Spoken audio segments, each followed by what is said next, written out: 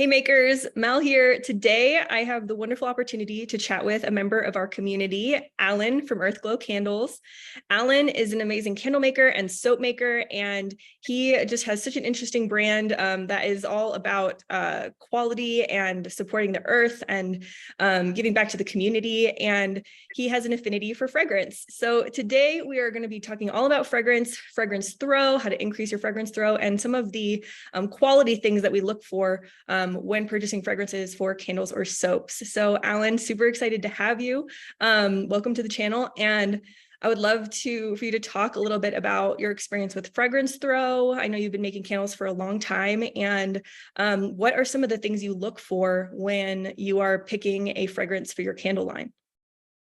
Yeah, so I think fragrance throw is a multifaceted topic, right? There are so many variables that play into a fragrance that is going to throw well in a candle. And it's all about kind of optimizing all those different variables so that you can end up with a high performing candle that is going to really throw that scent into your room and blow everyone away and create that aesthetic that you're after. So I'm going to just touch on some of the main points related to achieving a good hot throw in my opinion, but there are always going to be other ones as well that we probably won't have time to get to in this video. But the main one that is kind of like the elephant in the room, in my opinion, is looking at the wax manufacturer or the wax supplier's detailed instructions. So for example, if I'm going to be purchasing cocoa apricot cream wax from Makesy, right under that photo, there is a little box there that says more information, I believe, if I'm getting this right, Mel. And Oh yeah, if you absolutely. Okay, and if you click on that, you'll be able to see some detailed instructions there on the temperature that you are supposed to heat that wax to, as well as the temperature that you are supposed to be adding in your fragrance oil, the length of time you're going to stir that fragrance oil in, and then the pouring temperature. And I think that becoming very familiar with those instructions is paramount, right, in achieving a good hot throw. It's just kind of like the 101. And of that, I would say that the temperature that you add your fragrance oil in is the most important, right? Because your fragrance molecules or your wax molecules are going to be completely expanded at that temperature. And so your fragrance is going to bind best to your wax at that temperature. Mm-hmm. And then second to that one would be stirring. And I personally like to time myself, even after making candles for 5.5 years, I think at this point, I time every single batch that I'm stirring. And usually if you're not able to do that, I would say to err on the side of caution. So if cocoa apricot cream says that you only need to stir it for 20 to 30 seconds, that's fantastic. But if you feel like, I wonder if I didn't quite get that 30 seconds in, go a little bit longer, because you're not going to do yourself any harm, but it definitely could do your candle some good there. And that's kind of my first point on getting a better hot throw. And then second to that one, I would say is choosing fragrances that are formulated specifically for use in candles.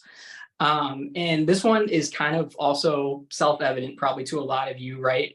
Suppliers like Makesy, I believe all their fragrances are going to be formulated, and Mel can correct me if I'm wrong, for using candles. Is that right? Yeah, they're formulated for primary because candles have a heat added to them. They're created to be heat stable, but they can be used in a variety of different use cases that don't require heat. So yeah, they're basically formulated to perform well in candles, and then everything else kind of falls underneath that.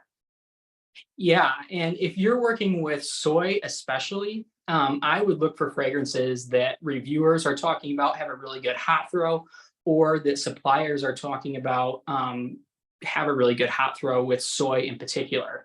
And I know that Makesy also does have, and I really appreciate this, a category of fragrances that are supposed to be their strongest throwers in candles. And I've actually worked with some of those personally.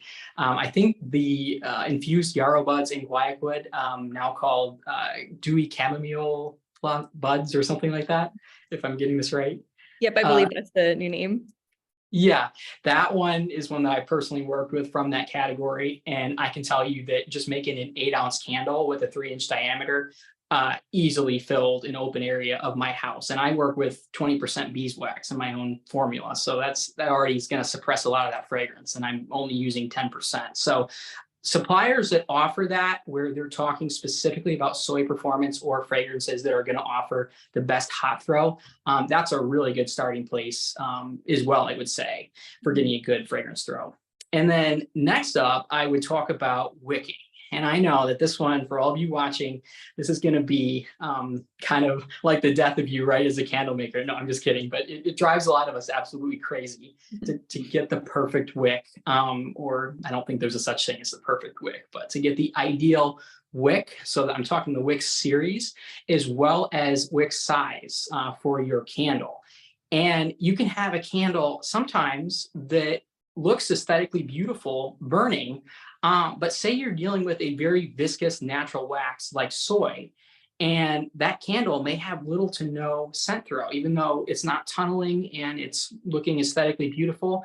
And a lot of the time I found that is just because the wick is not creating a strong enough temperature with the candle so that the fragrance is able to really throw into the room. There's not enough thermal energy there because some of those viscous natural waxes like soy require a greater amount of thermal energy to really throw the scent into the room. So, and then the other side of that one is over wicking, right? So sometimes you get a great hot throw and you're like, oh yeah, I finally nailed it with this candle. And your candle is burning and consuming the fuel very inefficiently. Could also be dangerous, right? If it's getting the vessel too hot. But you may get a really good fragrance throw and still have to kind of tailor that down a little bit. So it's kind of about finding that happy medium between the two there with wicking.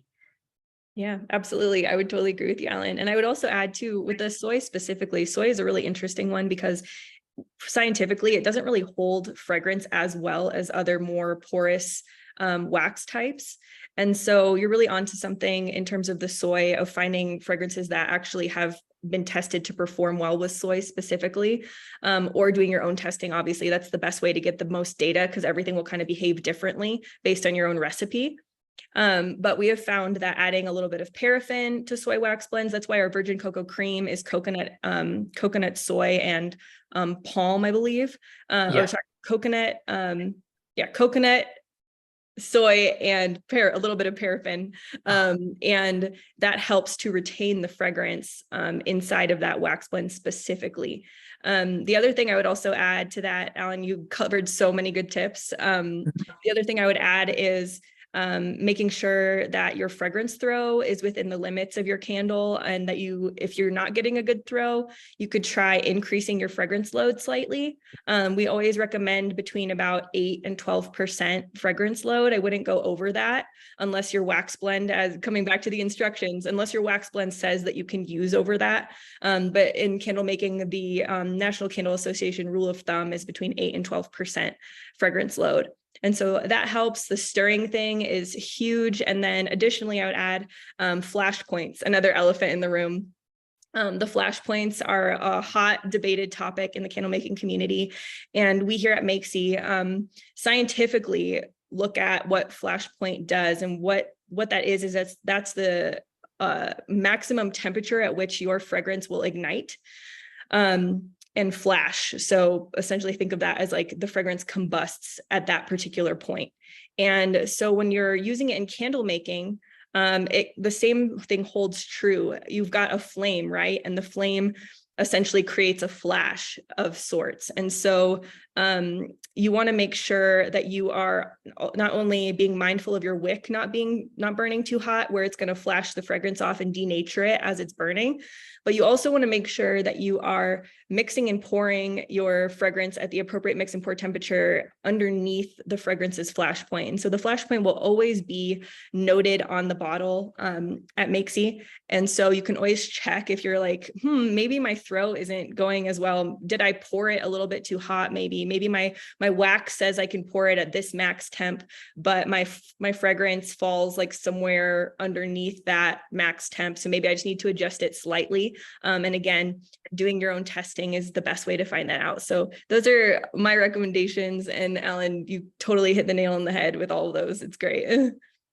Thank you. Yeah, I think that there are just so many variables, and that can drive a lot of candle makers a little bit crazy, especially in the beginning. But I would encourage all of you watching this one that the more you test and test and test, and I know you've all heard this a million times, you are going to start to develop that sort of bag of tricks, so to speak, a good toolbox of information for troubleshooting kind of in your own head so that things really do end up getting easier. Absolutely, 100%. And then coming back to the other point too, is you can always look for fragrances that have a little bit of a stronger throw. At Makesy, we have our section that does notate which ones are the strongest, and they are the strongest because typically stronger fragrances have heavier base notes. And so for those of you who maybe are new to the whole fragrance lingo, I know we've talked a lot in perfumery and things, and so maybe you've watched some of those videos about understanding fragrance notes, but essentially the base note is what makes up the majority of your fragrance, and it's what makes it linger.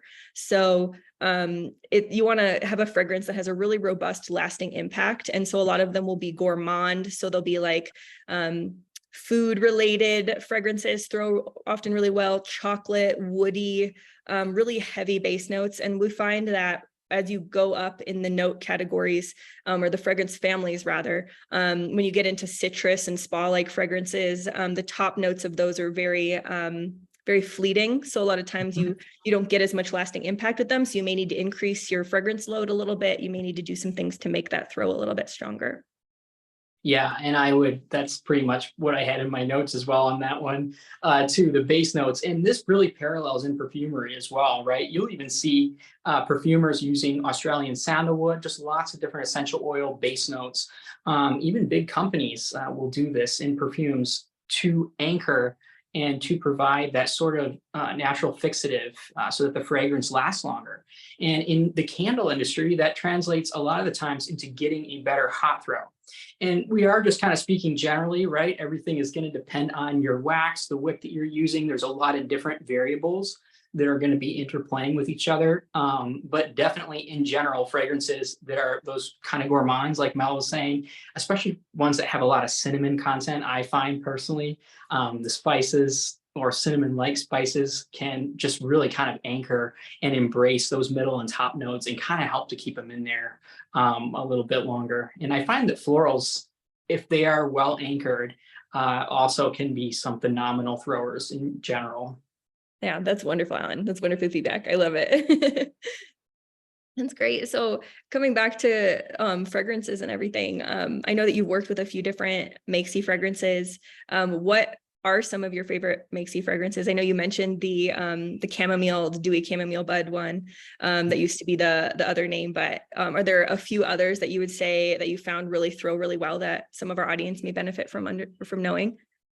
Absolutely. I think my number one, and this probably won't come as a surprise to most of you watching this, because I would argue, and Mel, correct me if I'm wrong, but I would argue that this is one of Makesy's most popular oils, and that would be the dark rose and labdanum fragrance. It's just so good.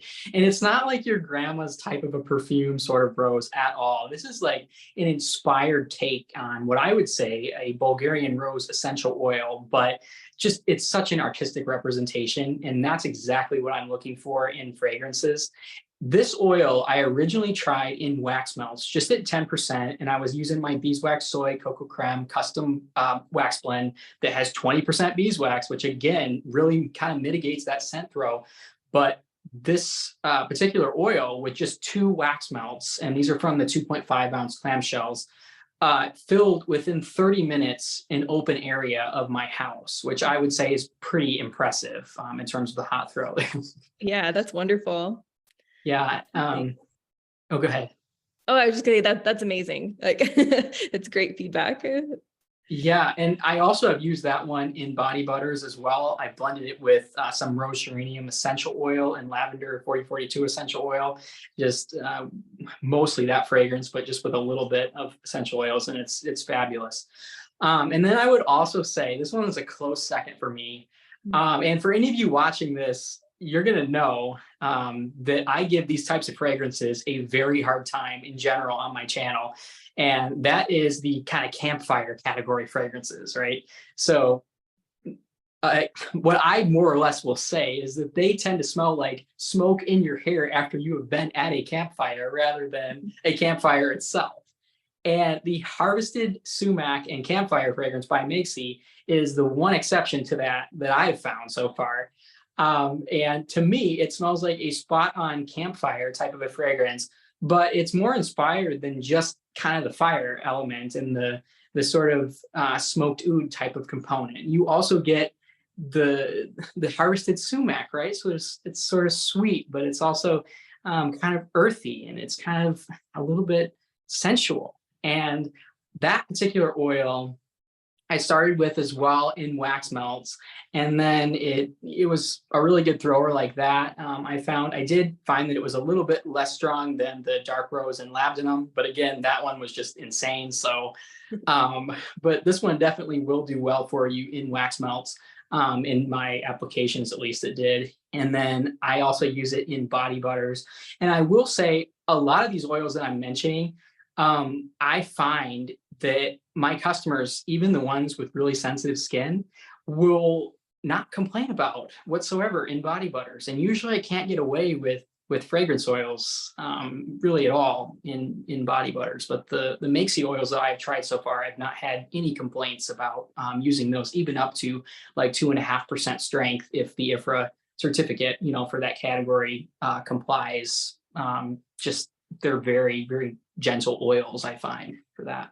Well, that's wonderful. Well, thanks, Ellen. And actually, that's a really great segue, because part 2 of this series, you guys get to go to Alan's channel, and we will be doing a Q&A and talking about a few different things, specifically about fragrance also. So if you want to learn some things about wooden wicks and fragrance that you maybe didn't know already, head on over to Alan's channel, and that video will be posted there. And Alan, this has been awesome. This is so much great information. I know I got value out of it. I'm sure our viewers here, you guys probably got so much value out of it. Go check out Alan's channel and subscribe if you haven't already. And Alan, thank you so much for joining me today. And I look forward to seeing you on your channel. Thank you so much for having me, Mel. It's been an honor and privilege, and I had a lot of fun doing this. Awesome. Well, thanks so much, Alan. And as we say here at Makesy, go make it happen.